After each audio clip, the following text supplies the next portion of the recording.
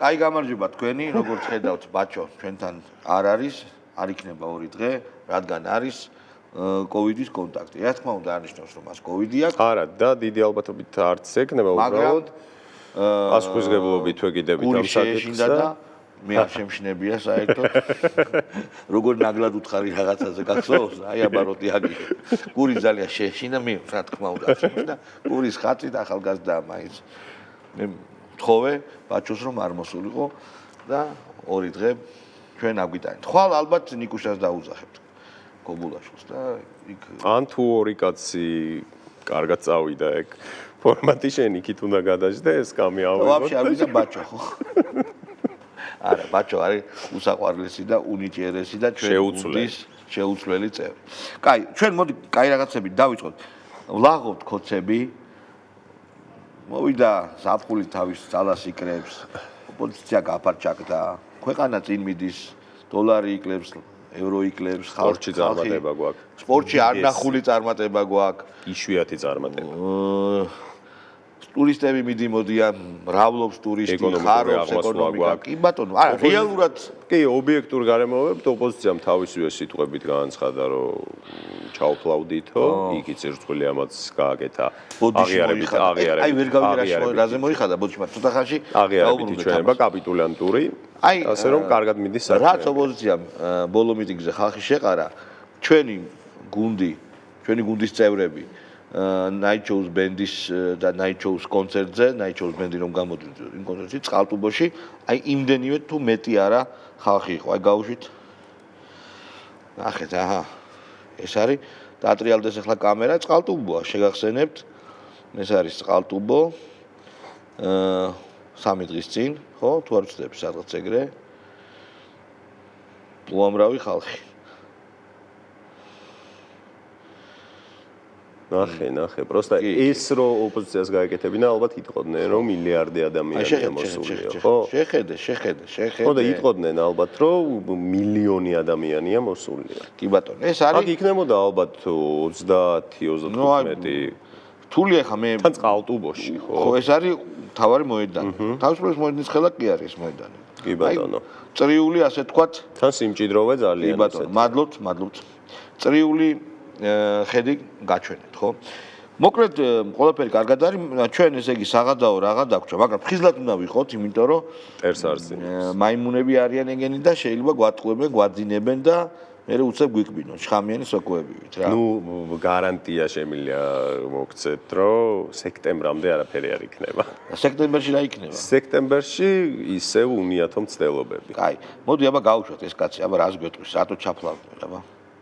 მეულის აქცია რაღაც აბორძიკება იყო გზაზე, მაგრამ ხარვეზები ყოველთვის ხდება და რა ვიცი 2019-დან ამ საქმეში ვარ და არაფერი განსაკუთრებული არ მომხდარა ამით, ხო, ისევ იყო მრავალ ათეული აქცია და რა ვიცი გრძელდება კამპანია, ხო? რას მოიცავს ეს კამპანია? ახლა თავდაპირველი გეგმებიც ის იყო, რომ შექმნილი იყო რაღაცა გენერალური ასამბლეა, შეგვიძლია დავარქვათ ან დიდი ასამბლეა, სადაც ყველა წვრილი ჯგუფი ინტერესთა ჯგუფი, რაღაცა პროფესიული, კულტურული კავშირები და ასე შემდეგ იპოვიან თავის ადგილს და რაღაცნაირად წარმომადგენლობითი პრინციპით დაალაგდება ეს ყველაფერი, რომ უფრო აქტიურად იყვნენ ადამიანები ჩართული ამ ყველაფერში, იმიტომ რომ თუ ჩვენ საუბრობთ სახალხო მოძრაობაზე, პირველ რიგში ეს ინკლუზიურობა და რაც შეიძლება მეტი ადამიანის ჩართულობა ძალიან ხო, კაი. გაიგე რა მე რა თქვა?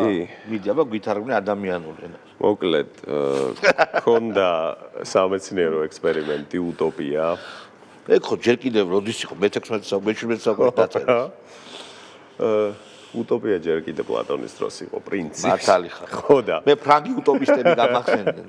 ხო და სერიოზული უტოპისტური გეგმა ქონდა, ტექნიკური მთავრობა. რომელიც არის ხო, რომელიც არის სამეცნიერო ფანტასტიკის სფერო და ცოტა სასაცილო, უფრო კომედი შოუს და მაგ კალიბრის კომედიური ფანტასტიკაც არის. ჩვეულებრივ იმ კომედიური შოუს სკეჩების ფორმატია უფრო რა, იმდენად სასაცილო რაღაცა.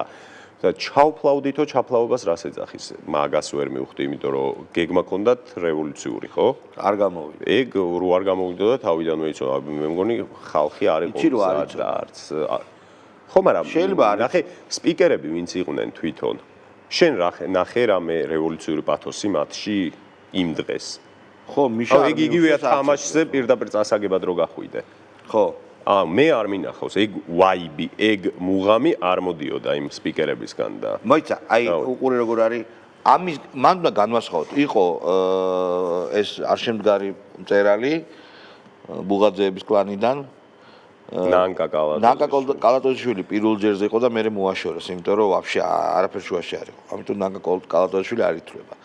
იყვნენ NGO-შნიკები და ზურცხულიაში იყო ეს აქტიურობდა და ის მაქარაშვილი, ხო? კიდევ ვინ ვიცი ზურცხულია და. ხო.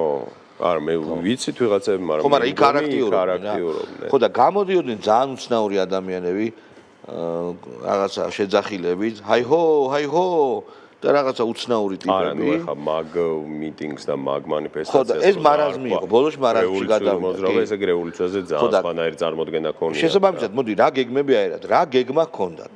გითხარი რევოლუცია ალბათ ანუ ტექნიკური მთავრობის შესაძლებლობა. არა, რევოლუცია კი არ იქნებოდა თანხმობა ტექნიკურ მთავრობაზე. აი მე გეტყვი ახლა უყურე. და თანხმობა როგორ უნდა მიიღო მაკედან? ესენი იჭედებიან რაში, მეგობრებო, რომ რა თქმა უნდა, ჯერ ერთი ბევრია უკმაყოფილო ოცნებით. უკვე რამდენი წელია მართავს 2012 წლიდან 10 წელია ოცნება მართავს და უნებრივია ვიღაცებს შეიძლება უნდათ უკეთესი. აი ესე უნდათ რა. ეს ერთი. მეორე, რა ეგითაც დაიწყო, იქ ოცნების წევრების მივიდნენ და გულშემატკივრები. შინ ევროპის კი ბატონო. მაგრამ როგორც კი ამ რაოდენობას, რაღაც რაოდენობას ოცნებით განაწყენებულები, იავნი იარი ნაცები, ევროპაზე მისულები რაღაცა პოლიტიკური მესეჯზე როგორც კი მიდგა საქმე, რომელსაც ვერც ნანკა, ვერც ეს ტიპი ვერავინ ვერ იტყვის. კი, მან უკვე დაერხა და შესაბამისად ჩვენ ხო ვიცოდით რომ ესეთ აქციებს, რომელიც იწყება აი პოზიტიური დღის და მე გადადის რაღაცა ვიღაცა ტიპები რომლებსაც არ უწამებიათ. მე აუცილებლად მოთხოვნების ნაწილში გადადის ყველების ხელში. ხო, მაგაზე ხო ბევრჯერ გვილაპარაკია. ნახე როგორია. რატო ეგონათ, ამიტომ მე გისვამ კითხვას. რატო ეგონათ, რომ აი ხო სიგიჟია რომ ერთ და იგივეს აკეთებ, ვიღაცის სიგიჟის დეფინიცია ეგრეთ თქვა, რომ აკეთებ ერთ და იგივეს, როგორც სხვადასხვა რეზულტატის იმედი გაქვს. რატო ეგონათ, რომ ამჯერად როცა გაკეთეს აბსოლუტურად ყველაფერი იგივე, რასაც აკეთებდნენ გვამებზე, გარდაცვლილი ახალგაზრდა ადამიანების ადამიანების სულის გამოყენებით, ეხა რატო ეგონათ, რომ აი იგივეს აკეთებდნენ და სხვას მიაღწევს. რეზულტატი დაждდებოდა, ხო, რატო ეგონათ? შენი აზრით. მე მგონია, რომ ყველაზე უკეთ მაგას აღწერს გიგა ბოკერეას ფიგურა. იმიტომ რომ ლიბერალური დემოკრატია იმდენად რწმენითი კატეგორიაა. შალვარო ნახე რა ხდება რწმენაში იმდენად ძლიერდები რომ პრაქტიკას აღარ აფასებ. ანუ შენთვის არის მნიშვნელოვანი თეორია და შესაბამისად პრაქტიკა თუ არ ემთხვევა ამ თეორიას, ყოველთვის პრაქტიკას აბრალებ და შენ არ ცვლი თეორიას.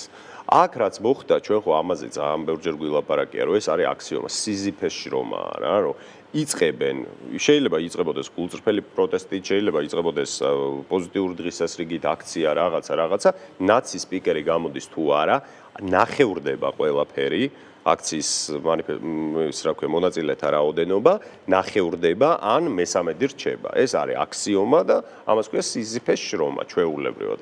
10 წელია უკვე ნაცებს 10,000-ზე მეტი ადამიანი არ გამოუყვანიათ და რატო ეს ხო შეიძლება რომ გაიაზრონ ნახე რატო არ ფიქრდებიან იმაზე და რა შეიძლება რომ გააკეთონ მაგ მიმართულებით რომ ელექტორალურად ეხა ყავთ რა მომრჩეველი ყველაზე დიდი ოპოზიციური პარტია მაგრამ ეხა ნაკლებად ნუ ბოლო იმით 7%-ში არიან სადღაც არა ნაცებზე რამდენში რო დაეცნენ 7%-ში იქნებიან სადღაც ეხა ძალიან დიდი ფრუსტრაცია კონკრეტნა ნაცები ხო ნახე მან იმიტომ რომ მიშას სწორი ხან მაგრამ უყურე ხო დავასრულებ მიშას ფანებმაც კი მიშა ხო ყარსო და ლაქებია გვამური სახეზეო მიშას ამომრჩეველმაც კი პარტია ზურგი აქცია ბევრმა იმიტომ რომ იძახიან რომ მიშას უღალატეს და სრულ ნიჰილიზმში გადაეშვა თუმცა ჩვენ მაინც გვქონდა ეგეთი პრეცედენტი როდესაც ესე იგი ინდიის გამოვკითხვით ნაცები იყვნენ ისტორიულ მინიმუმზე 5%-ზე ჩამოსული მაგრამ მერე თვითმმართველობის არჩევნებზე დადეს მაღალი შეფასება ანუ ელექტორალურად ხო აი ეხა რო არჩევნები იყოს მე მგონია რომ ნუ 7-ზე ბევრად მეც აიღებენ. 15-ს კაი. 15-ზე მეცაც აიღებენ, მაგრამ მაგ მიდამოებში რა. 30-ს ვერ აიღებენ. 30-ს ვეღარ აიღებენ კაცო, სადაც მიშას ფაქტორი მოქმედებს უკვე და მიშა ჩამოსული. ანუ ის აპოკალიფსი დადგა, მეორედ მოსვლა დადგა. მოხდა ის, რასაც ტელეოლოგიურად ესე ქონდათ გადაშვებული, გავბრწყინდებით. ხო, გავბრწყინდებით, როცა მიშა ჩამოვიდა. მიშა ჩამოვიდა და შედეგი არ დადგა. პლუს ამას დაემატა ომი, როცა ნაციონალურ მოძრაობა დაფიქსირდა უკვე პოზიციონირდა როგორც ომის პარტიად, ხალხმა გაიაზრა, რომ რაც არ უნდა ნაცები მოგწონდეს, ომი არ გვინდა რა. ისე უბრუნდები ჩემს კითხვას. კიდევ ერთხელ ვამბობ. რატო ხდება? რატომ გადაწყვიტეს? ჯიხარი, თეორიას. არა, უყურე. არაფასე. არა. მაგათ ვერაგულად გადაწყვიტეს დამალვა.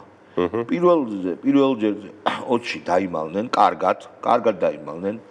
24-ში უკვე კუდი გამოუჩნდათ და რატო გადაწყვიტეს 24-ის მერე 3-ისთვის თავად გასვლა ხალხში, კანფეტების დარიგება, რა მისცა ამის გაკეთების უფლება, ბიჭო, აი საღად რატო არა. მაგრამ მეორეს მხრივ შენ შეგიძლია მკითხო რა.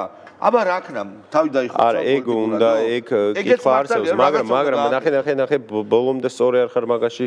ესენი კი ატარებდნენ რეგიონებში კარდაკს, მაგრამ მაინც ესე სპიკერებად ხო არ დაფიქსირდნენ. ხო, მაგრამ დაფიქსირდნენ ხალხის შეგროვებული. ჩვენ დავაფიქსირეთ, ვეცადეთ კი აბა ჩვენ ბუმბულს ხო არ გავჩერჩავთ. მაგრამ რატო არ გამოვიდნენ მაშინ? ესე იგი რაღაცა ისწავლეს, ხო? შენ წარმოგიდგენიან ნაცი, რომელიც ბევრ ადამიანს ხედავს მიტინგზე, რომ ის თავისად არ გამოიყენოს.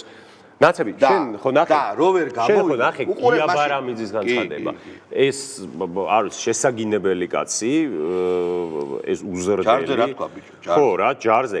აქედან დაურწმუნდით, რომ არანაირი პოლარიზაცია ამათთან პოლარიზაცია შეუძლებელია. დაურწმუნდით, რომ ყველაფერს იზავებს. აი ძაღლი ახსენე ჯოხი დაიჭერიო. ეთით გავუშვათ. და იმის მისაღწევად. ძაღლი ახსენე ჯოხი ხელში დაიჭერიო. გავუშვათ.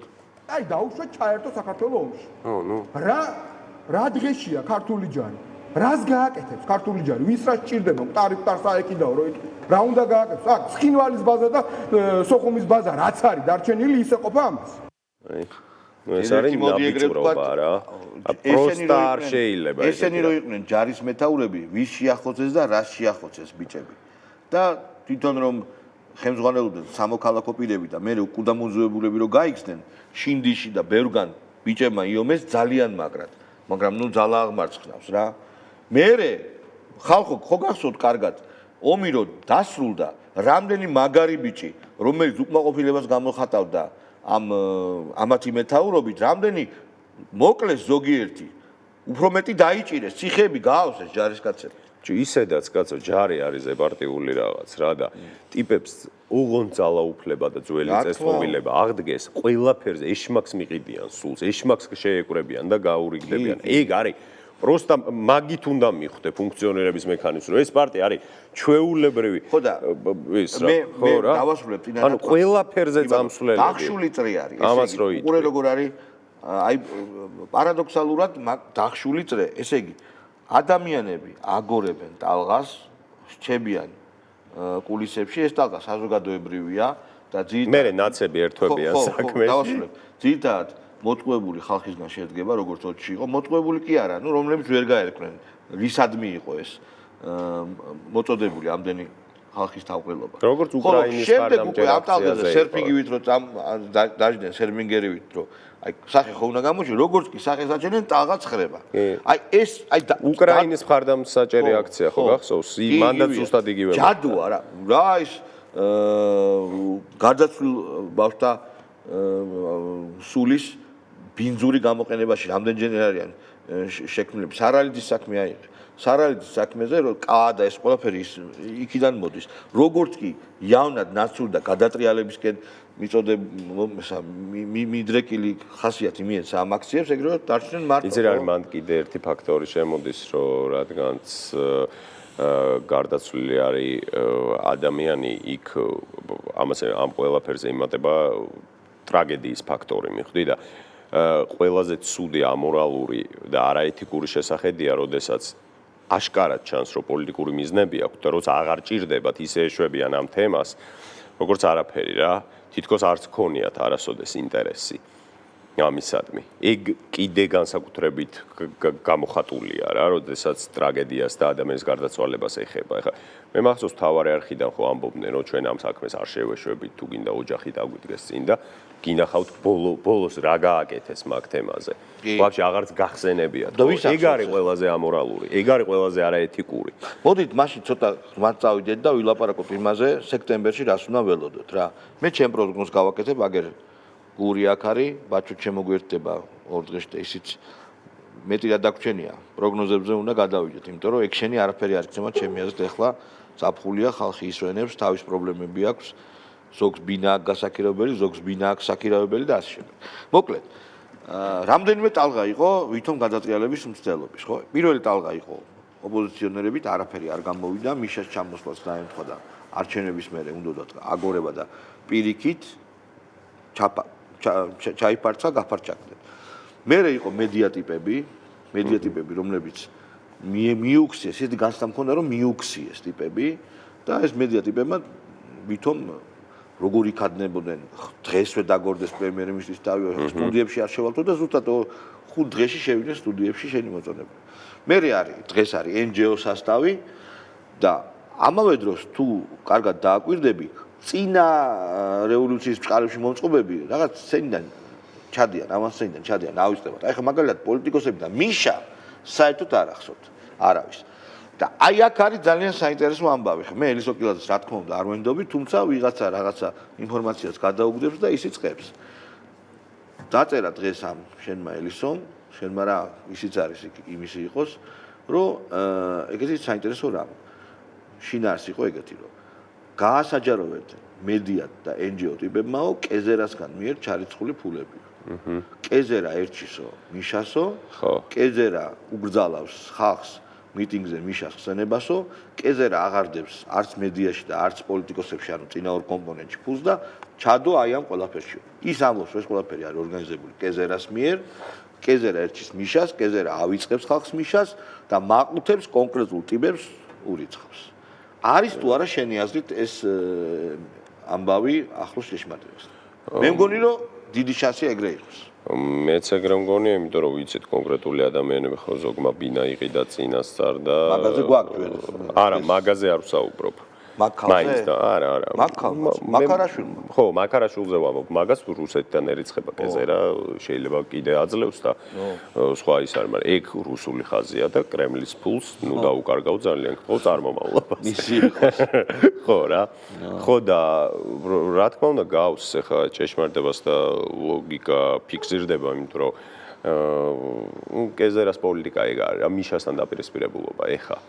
და ეგ არის ცალსახად. ამ აქციას ეტყობენ, ეს აქცია რო ხა დაფინანსებული იყო და ამ აქციაში რო უდიდესი რესურსი იყო ჩადებული, მაგაზე ხო არავინ არ ვდაობთ. და საიდან იყო და ვისი რესურსი? ნუ რა ვიცი, მეც ახლა არ მიფიქრია, არ დამიზაბავს გონება და მოკვები და ოკეი თქო, კი. ეხა უყურე, კიდე შემდეგი არ ამბავი. მიფიქრია და ოკეი. დღეს იაგო შევიდა მიშასთან. ო, ნახე. გაურეკე და არ ყარსო, სუნი არაზდისო და გვამური ლაქები არ აქვს. და ეგეთი რაღაც საინტერესო მითხეო, რომ მეო ფეხებზე კიდე აქაური პოლიტიკაო, ჩემი პარტიაო, ყველანიო იქ პარტიასთან ყველასთან კონტაქტი არ მაქვს და გამარიდესო, გამიყვანეთ აქედანო რა.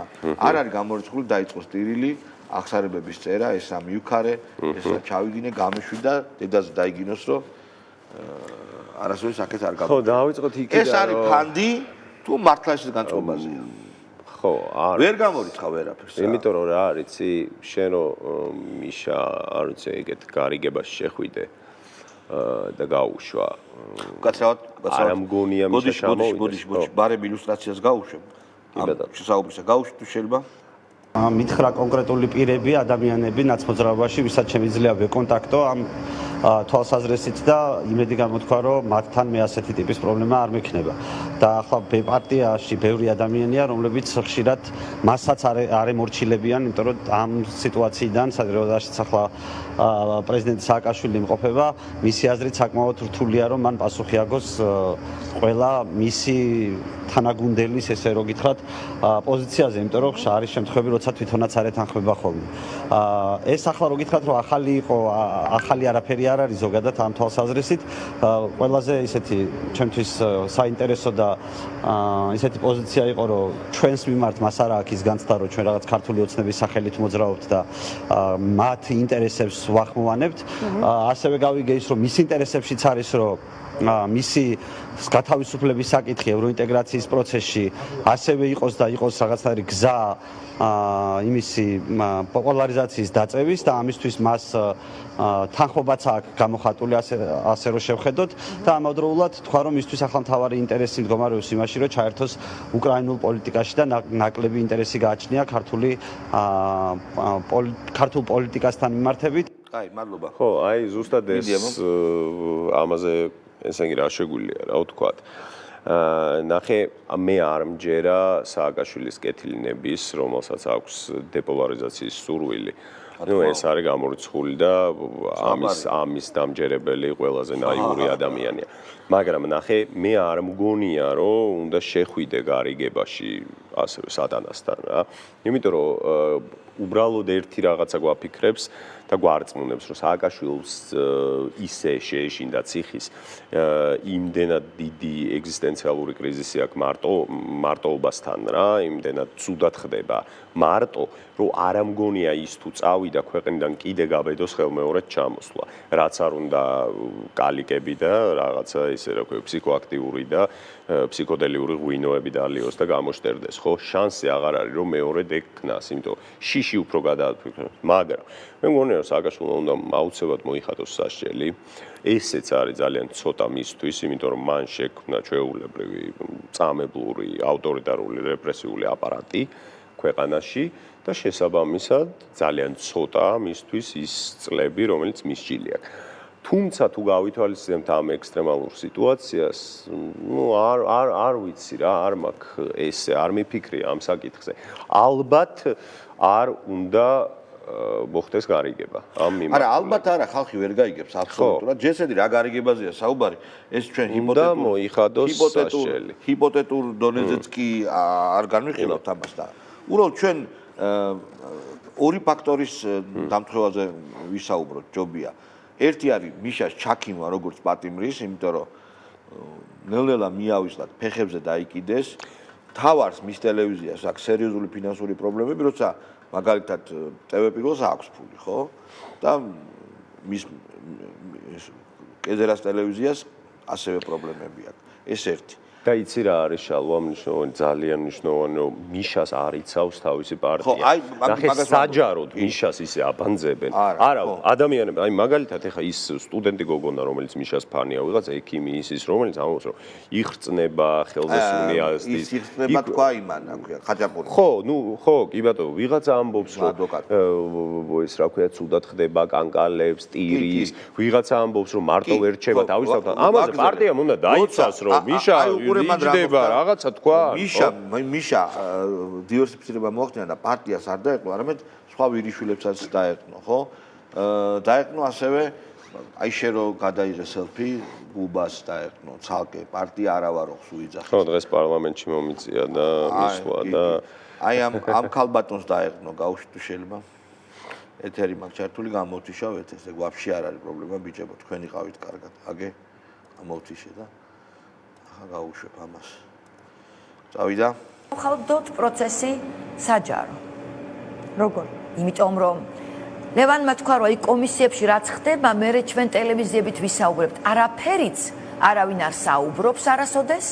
ხალხი და საქართველოს რჩება ყოველთვის თამაშგარე მდგომარეობაში.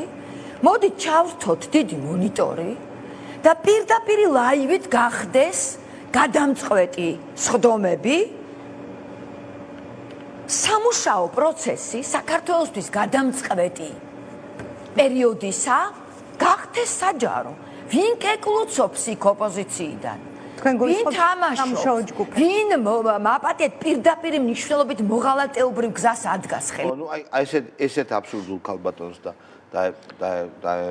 ამას არა მარტო დაეყრდნო, არამედ ეს უკეთებდა ორგანიზებას მის ჩამოსვლას და 100,000 ადამიანს ახვედრებდა საზღვარზე, ხო?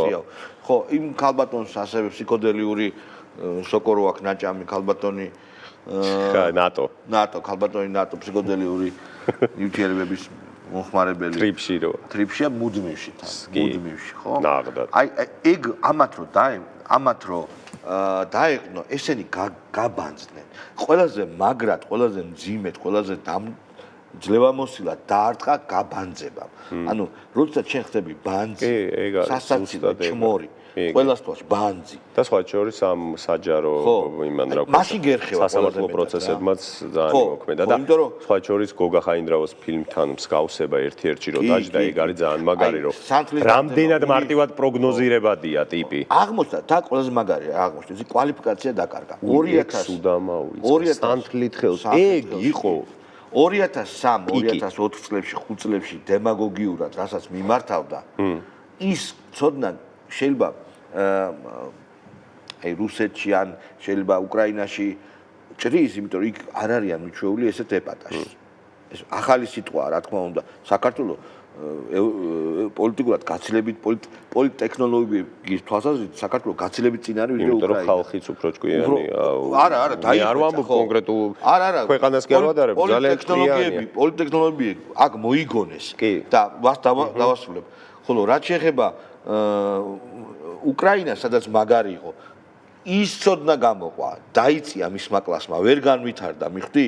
და აი რატო ეგონა მაგალითად რომ სანთლით ხელში იმღერებდა საინტერესო რამე. რატო იღონოდა რომ უკრაინად ლოცულობდა? მე კითხვაზე პასუხი შეიძლება არ მქონდეს, მაგრამ ფაქტებს შემოგაშველებ, ესე იგი ქართველ ლიბერალებს ხო ახასიათებთ, მოდი მიშაც ლიბერალურ ნომენკლატურაში გავატაროთ, იმიტომ რომ ცოტა განსხვავებულია. პოპულისტად გადაიქცა. ანუ მიშა მოდი ვთქვათ, რომ იყო კლასიკური ტიპის ლიბერალური ნომენკლატურის წევრი, უბრალოდ გადაიქცა მერე პოპულისტად. თორე გამოსულია და პარლამენტში აქ ნათქვამი, რომ ილია ჭავჭავაძე ლიბერტარიანელი იყო, ჩვეულებრივი ლევან რამიშვილის ის იყო, რა ქვია, გავლენის ქვეშ იდეოლოგიურად ეს რაღაცა ნეოკონი დერეგულაცია და აქეთ ეს ლიბერტარიანიზმი. მაგრამ ნახე, რა განსხვავება კი არა, რა მსგავსება არის ქართველი ლიბერალები 90-იანებში ჩარჩნენ, მეტი წიგნი აღარ წაუკითხავთ.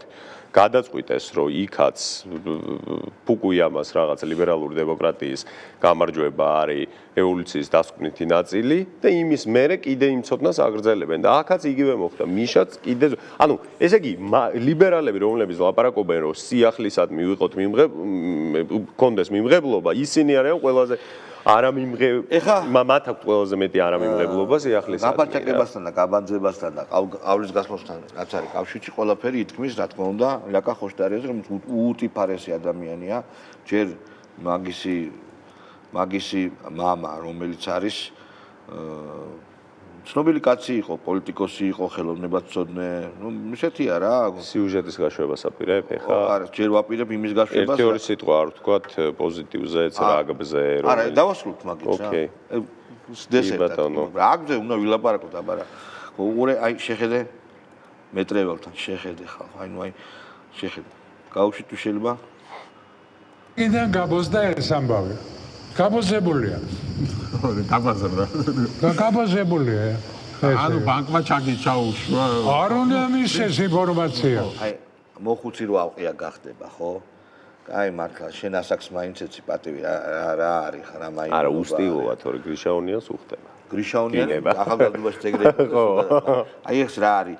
იყო პროფესორი, ისა რა რომელი ახლა კაი დამწმელი და კაი კუჩის ბიჭი ეგ იყო რა. კაი გაეშვი რა, შეიძლება, მაგრამ გაღორებამ და დაბერებამ ეგრე ის. მოკლედ, ლაკა ხოშტარიაზე მინდა გელაპარაკოთ. ლაკა ხოშტარია აიღო უდიდესი მაყუთები რუსეთიდან, უტიფრად არ იმჩნევს.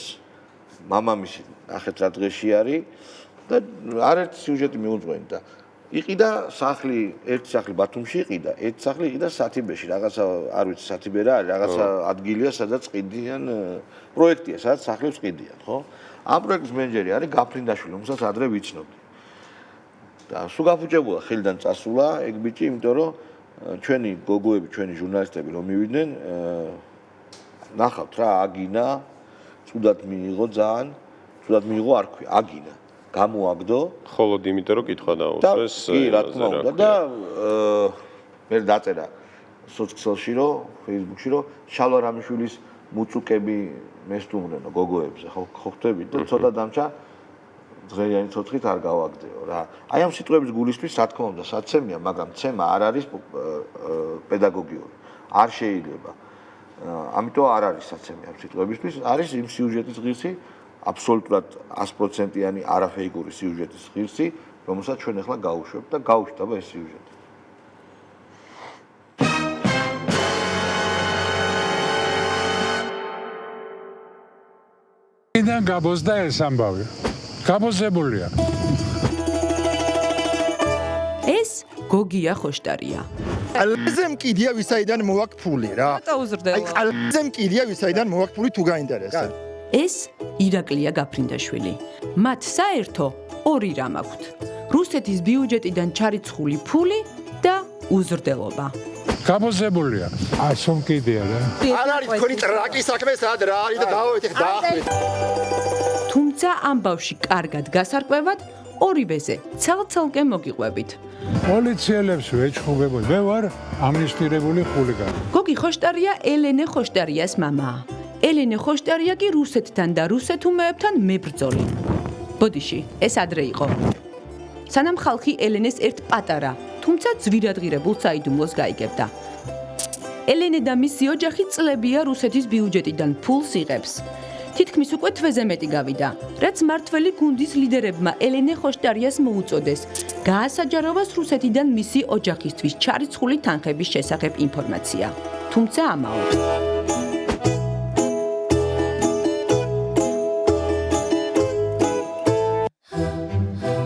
როგორც ჩანს, ელენე და მისი ოჯახი არაპირებენ საზოგადოებას უთხრან, რა პერიოდულობით და რამდენს იღებენ რუსეთის ფედერაციის ბიუჯეტიდან და სხვა რუსული წყაროებიდან. რა დაკითხვაა? რაშია საქმე?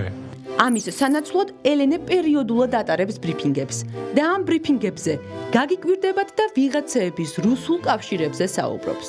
არ მოგესმათ, ელენე ხოშტარია კვლავ საუბრობს ხვის რუსულ კავშირებზე. ჩვენ მუდმივად დავდივართ ელენეს ბრიფინგებზე იმ იმედით, რომ ელენე ბოლოს და ბოლოს გაასაჯაროვებს მისი ოჯახის რუსულ ფინანსებს. ქალბატონო ელენე, როდესაც თქვენს მიმართ არსებობს დასაბუთებული ეჭვი, რომ რუსული სპეცსამსახურებიდან იმართებით და აწყობთ ბრიფინგებს ვითომ რუსული კვალი და ასევე სანქციებთან დაკავშირებით. ეს თემის გადაფარვას ხო არ ცდილობთ? კიდევ ერთხელ, დღეს საქართველო დგას სანქციების საფრთხის წინაშე. თქვენ თემაზე გეკითხებით, ქალბატონო ელენე, უშუალოდ თქვენ რო გერიცხებათ თანხა რუსული ფედერაციის სანქციების შიშს. ქალბატონო ელენე, კონკრეტულ კითხვაზე რო გავცეთ პასუხი, რაც კითხეთ. რატომ არ ასაჯაროებ დოკუმენტებს? მე არ დამიფსრულებია ქალბატონო ელენე. არ ჩამეწარებით რო გთხოვთ?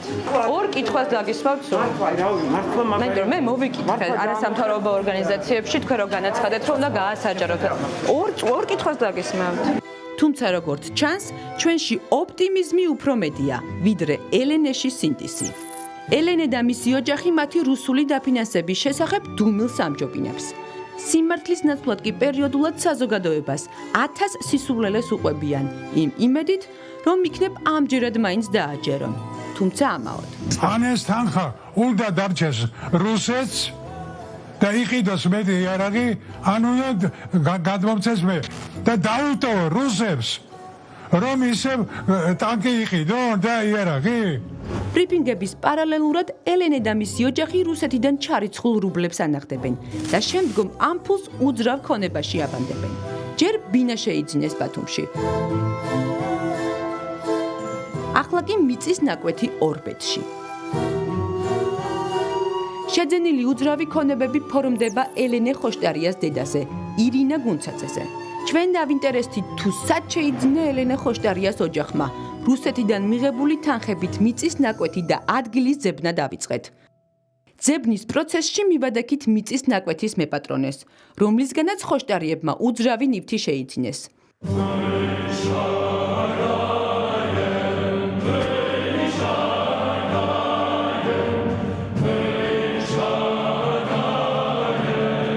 ეს პიროვნება აღმოჩნდა ცოტა პოეტი.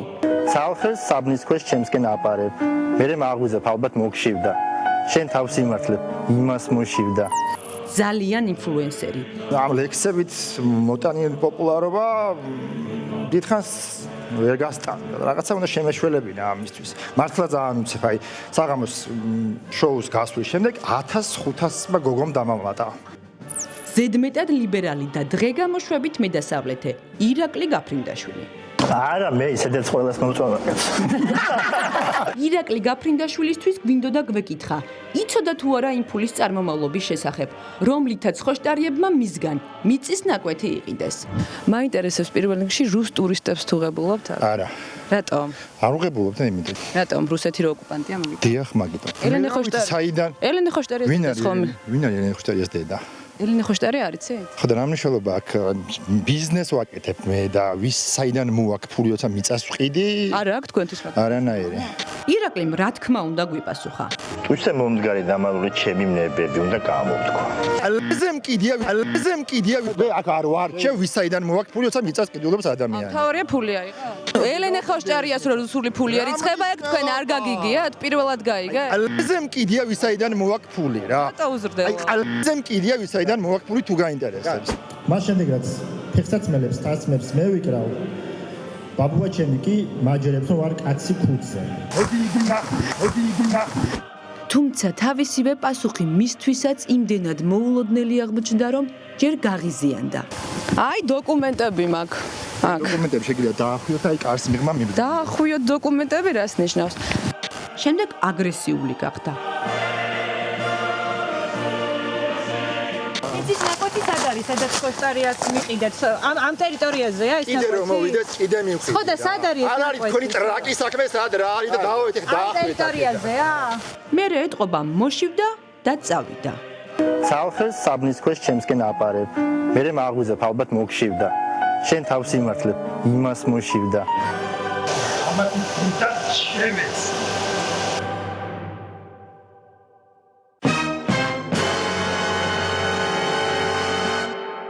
ბიჭო მე რა გაოცებასა ვარ რა ყველა გაბლატავდა გაუზდელდა აი გაბლატავებაზე არა უბრალოდ ყურადსაღები მე მგონი სხვა რამე არა ის თაბეშტილებას ტოვებდა და ნუ გასაგებია იცვლებიან რა ადამიანები რა მაგრამ დაინახა და ნუ აი არ ვიცი არა სხვა რამე მაინტერესებს მე კითხვა ხო დაუსვეს რომ რუს ტურისტებს ღებულობ თუ არა არაო ანუ იმიტომ რომ რუსული ფული არ უნდა ხო არა იმიტომ რომ რუსული ფული არ უნდა ხო მე იძახის ფეხებზე კიდე არა ხო მე იძახის რომ ფეხებზე ეგ რაღაცა ორმაგი სტანდარტია ეთიკური რელატივიზმი და ჩამოყალიბდეს რა იძახის რომ ფეხებზე კიდეა თვითონ ჩამოყალიბდეს რა თვითონ ეგ ერთი მე მეორე ქალებთან და გოგონებთან ესე საუბარი არც ლიბერალური დემოკრატიის იმაში პრინციპებში წერია არც კაცურში არც ასეთში არც ისეთში არც ბოზურში და არანაირში ფემინისტურში მით უმეტეს ანუ ვაფშე აიჭრა გაექცა მაგრა იგონკავა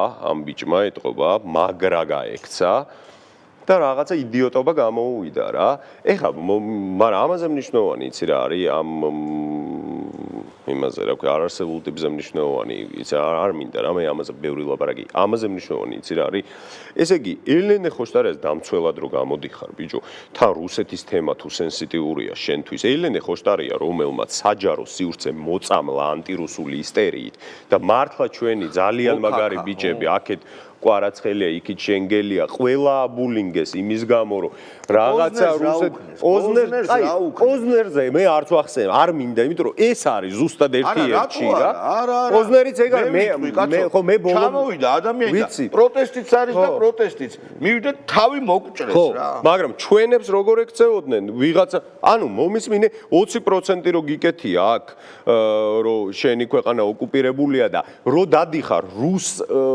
რუსი გოგონა სლავიანური წარმოშობის გოგონა ბავშვით რომ მოდის ეტლით და პუტინ ხუილოდა რო აშინებს ხო ეგ არის ანტირუსული ისტერია და რო არიცი რუსია თუ უკრაინელი თუ ვინ არის რა და ამის საპირწონე და რო ყველას ის რა ქვია ერისიონი რო წავიდა რუსეთში და იცეკვა ბასიანი რო აპირებდა ბასიანის რეზიდენტი დიჯეები რო აპირებდნენ პეტერბურგში ჩასვლას და იქ დაკვრას და რო აბულინგეს და დედა რო აგინეს და ლანძღეს და რო აღარ წავიდნენ ისეთი ბულინგის ხერხლები რომ გახდნენ ხო ამის საპირწონედ რო გერიცხება $80,000 ჯერ რანაირად უნდა მორთო ახლა რომ რუსეთი არის თითქოს ის ავტორო უფლებებს იცავს ყველაზე პირატული ქვეყანაა ხო აქ ამის საპირწონედ როგორ ირიცხება $80,000 და მე შენ იმის ტვინიც რო არ გაქვს რომ ეს რაღაცნაირად იმას რო ამბობ რომ წელიწადში სამჯერ მე ირიცხება ნომრიანი აგენტი რო თუ გინდა არ იყო აგენტი პირდაპირ კრემლი რო გირიცხა და ამაზე რეაქცია არ გაქვს ესე იგი ეგ არის ღია ომი რა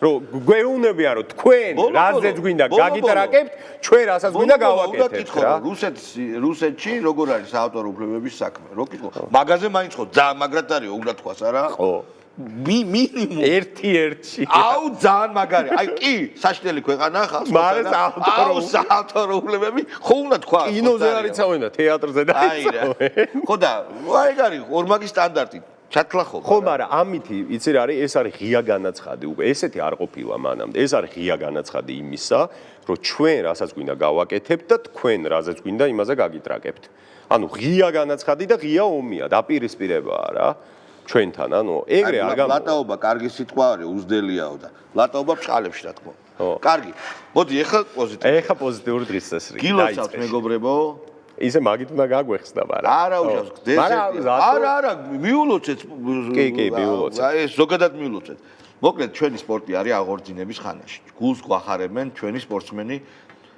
ბიჭების და გოგოების რა ძალიან მაგარი რაღაცა მოხდა დედაჩემი უყურებდა ამას და ოუ რა მაგარი სტადიონია რა მაგარი ამბავიაო რა მაგარიაო ანუ ხვდები ამას ხო ხალხი ხედავსო და რატო გამოდიან რა აი ესეთი უკმაყოფილება რა აქვთ ანუ რაღაცნაირად დაიწყო უკვე დიდი ხანია მაგრამ ეხა უკვე აი დიდი ტემპები წავიდა ეროვნული სულისკვეთების აღორძინება და ამაში უდიდესი როლი აქვს რაგბში რა თქმა უნდა ბიძინა ივანიშვილს აქვს უდიდესი როლი რომ არა ბიძინა ივანიშვილი რაგბი და კიდევ ძალიან ბევრი სპორტის სახეობა ეს ამ დონეზე არ იქნებოდა მაგრამ შვიდობა რო არის ახლა ჩვენთან შვიდობა და რაღაცნაირად შვიდად რო ვართ აი საკუთარ თავში დარწმუნებულად რო ვართ აი ესე ძალიან მნიშვნელოვან როლს თამაშობს და ძალიან მაგარი დრო მოდის ძალიან მაგარი დღეები და ბატონო და მან ისიც უნდა ითქვას აუცილებლად რომ ის სპორტში ძალიან მაგარი წარმატებები გვაქვს ფეხბურთიდან დაწყებული რაგბით დამთავრებული და კალათბურთით გაგრძელებული კალათბურთში მოქმედ ევროპის ჩემპიონებს მოუგეთ იმას რა ქვია ფეხბურთში წაუგებელი სერია გვაქვს აგერ ხვიჩა კვარაცხელია რომელიც ნაპოლის გუნდში გადავიდა მე ვაფოლოვებ იმ იმას რა ქვია აკაუნტებს და ესე იგი სახელს ხო ვერ იმახსოვრე და კვარადონას ეძახიან უკვე და ნუ აი ხო ჩვენი მართლა რა მომავალი ვარსკვლავია რომელზეც ძალიან ბევრი რამის დაფუძნება შეიძლება აქეთ რაგბიმ რომელმაც გაგვაოცა ჯერ ნუ სტადიონმა მე თვითონ თამაშმა რაღაცა წარმოუდგენელი რაღაც გააკეთეს რა და იცი რა უნდა ითქვას რომ სპორტი არის ყველაზე მშვიდობიანი ომის სახეობა რა. იმიტომ რომ ირიბა და ანუ მეტაფორა არის როგორც ომი. ბერძნებმა აქედან გამომდინარე დაარსეს ეს ოლიმპიური თამაშები. იმიტომ რომ ოლიმპიური თამაშების დროს ომი აღარ მიმდინარეობდა. და ანუ შეხედე ქვეყნის გადაიტანეს ეს ენერგია. ქვეყნის ესე იგი თვითშეფასება ჩვენ დამოუკიდებელი საქართველოს ისტორიაში ხო სულ გვაქვს წაგებული ომები, გვაქვს წაგებული ჩემის რა ქვია სპორტული ღონისძიებები მიხვდი, რა თქმა უნდა მოგებული ძალიან ბევრი გვაქვს, მაგრამ ეს ფრუსტრირებას იწვევს რა ადამიანისას და ჩვენ ამ შემთხვევაში ხო რაღაცა გვიმაღლდება ძალიან ეს არა მარტო ერთი თამაშის მოგება ეს ჩვენ თვითშეფასების ამაღლებაც არის და აუცილებლად მე არ შემიძლია ის არ ვთქვა რომ როდესაც სანქცირებაზე ლაპარაკობენ ხო აი გუშინდელი მატჩი რაც გავაკეთეთ, აი რა სიხარულით მიანიჭეს ამ ბიჭებმა საქართველოს, ხო? აი მაგის დასანქცირება უნდათ ბიძინა ივანიშვილის სახელით, რა, როცა საუბრობენ. ბიძინა ივანიშვილმა რაგბიზე თუ არის საუბარი და ახლა რაგბისტებს მიულოცეთ, ხო? 9 მილიარდზე მეტი ლარი აქვს დახარჯული რაგბის. ანუ ყველაფერი საფარიდან დაწყებული იმით ბუცებით ყველაფრით დამთავრებული შექმნა მან. გადასცა აჩუქა და ქველმოქმედების სახით ნომერ პირველ და ჯილდოც დაიმსახურა სრულიად საერთაშორისო რაგბისთან ჯილდოც დაიმსახურა სრულიად აბსოლუტურად ჩესტად და პატიოსნად ზოგადად ძალიან ბევრი სპორტის სახეობა და როდესაც საუბრობენ დასანქცირებაზე ამის დასანქცირება უნდათ რა გუში რაც იყო რა მართლა ეგ არის რა კი ბატონო დიდი მადლობა ზურბასო მეგობრებო ხვალ მესამეს გვეყოლება ჩვენ ნიკუშას ალბათ დაუძახებთ და შემდეგ ბაჩოთ შემოგვერდება იმედია ღვთისმადლით არაფერი არ დაემართება. კოვიდის გულისხმობ. კოვიდის ის არის კონტაქტია, ამიტომ არ არის დღეს. ნახვამდის კარგად ზანდებოდა დაბა. მადლობა ყურადღებისთვის და ხვალამდე აბა.